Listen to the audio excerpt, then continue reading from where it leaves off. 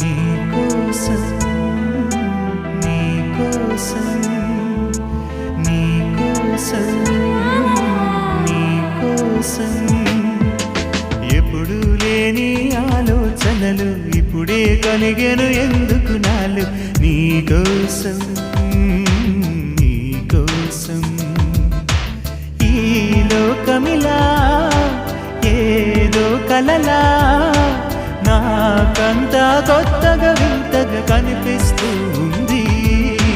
నీకోసం నీకోసం